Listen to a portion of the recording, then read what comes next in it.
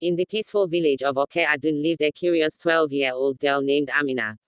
She was known for her bright eyes, her endless questions, and her desire to understand why things worked the way they did. Her grandmother, Mama Talo, often said, Amina, your curiosity is a gift, but only if you learn how to use it wisely. One evening, as the sun dipped behind the hills and turned the sky orange, Mama Talo called Amina into her hut. On a small wooden table lay an old, carved calabash decorated with symbols of birds, rivers, and stars. It was beautiful and old. Amina, Mama Talo said gently, tomorrow you'll begin a special journey. Inside this calabash is a lesson every child in our family must learn. Amina's eyes widened. What lesson, Mama? You'll discover it, her grandmother replied. At sunrise, take the calabash to the top of Ogun Hill. Whatever happens there, remember, wisdom comes to those who listen, observe, and think before acting. Amina went to bed with excitement bubbling in her heart. The journey begins. At dawn, Amina tied the calabash in a wrap and began climbing Ogun Hill.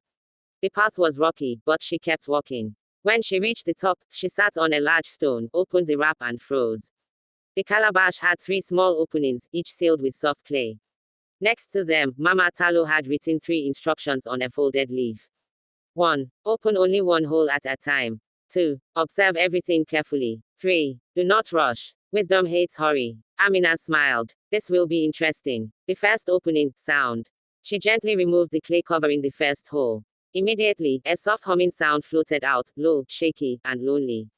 It was almost like a cry. The sound grew louder until it filled the whole hilltop. Amina became uncomfortable, but then she listened closely. The sound wasn't just sad, it was a reminder. It sounded like complaints. She realized this was the sound people made when they complained about everything. Amina quickly sealed the hole again. The second opening, smell. Amina removed the clay from the second hole. A foul, rotten smell burst out. She jumped back, coughing. It smelled like spoiled food. She covered her nose. Ah, what is that? But as she moved away, she noticed a strange thing. The wind carried the smell quickly down the hill toward the village. Just a little smell, but it spread fast. Amina's eyes grew wide. She sealed the second hole immediately. The final opening, light.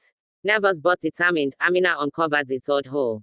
First, nothing happened. Then, slowly a warm, golden light seeped out.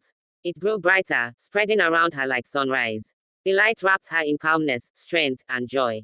Amina closed her eyes and breathed deeply. She felt encouraged. She felt brave. She felt good. The light didn't rush out like the sound or the smell. It flowed gently and steadily. She understood instantly. She watched as the light drifted down toward the village, and for a moment, it looked like the entire village glowed. They returned home. Amina carried the calabash back to Mama Talo's hut. Her grandmother was outside waiting, smiling knowingly. So, Mama Talo said, what did the calabash teach you? Amina knelt beside her and spoke confidently. Complaints make life heavier. Bad habits spread fast, even when you don't mean them to. Good actions grow slowly, but they shine the brightest and help everyone. Mama Talo nodded with pride.